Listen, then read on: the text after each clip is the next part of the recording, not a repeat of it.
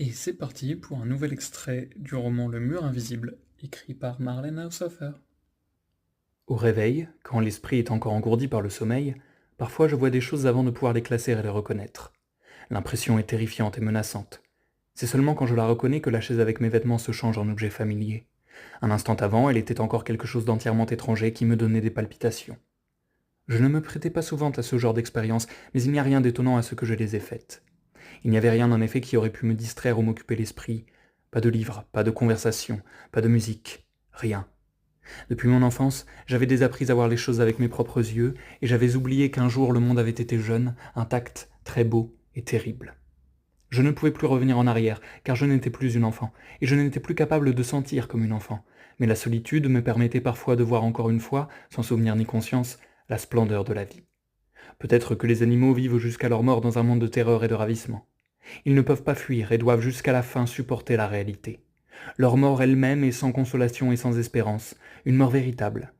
Moi, j'étais comme tous les hommes, toujours pressé de fuir et toujours empêtré dans mes rêveries. Comme je n'avais pas vécu la mort de mes enfants, je m'imaginais qu'elles étaient encore en vie. Mais j'ai vu comment Lynx a été frappé à mort, j'ai vu la cervelle de taureau jaillir de son crâne brisé, j'ai vu comme Perle avançait péniblement, une chose sans eau, perdant son sang, et sans cesse, je sens se refroidir dans mes mains le cœur chaud des chevreuils. Cela, c'était la réalité. Parce que j'ai vu et senti tout cela, il m'est difficile de rêver en plein jour. J'ai une forte aversion contre les rêveries et je sens qu'en moi l'espérance est morte. Je n'en ai pas peur. Je ne sais pas si j'aurai assez de force pour vivre seulement en face de la réalité. Souvent, j'essaie de me traiter comme un robot. Fais ceci et va là-bas et n'oublie pas de faire cela, mais je n'y parviens qu'un court instant. Je suis un mauvais robot.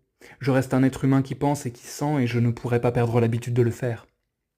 C'est pourquoi je suis assise ici et écris tout ce qui s'est passé sans me soucier de savoir si les souris mangeront ou non ces pages. Ce qui importe, c'est d'écrire, et puisqu'il n'y a plus de conversation possible, je dois m'efforcer de continuer ce monologue sans fin. Ce sera le seul récit que je laisserai. En effet, quand il sera achevé, il n'y aura plus dans la maison un seul bout de papier sur lequel écrire. Voilà déjà que je tremble en pensant au moment où il faudra que j'aille au lit. Ensuite, je resterai les yeux grands ouverts jusqu'à ce que la chatte rentre et que sa chaude proximité me permette de trouver le sommeil tant désiré. Mais je ne serai pas pour autant hors de danger. Si je suis sur mes gardes, des rêves peuvent me surprendre, les rêves noirs de la nuit.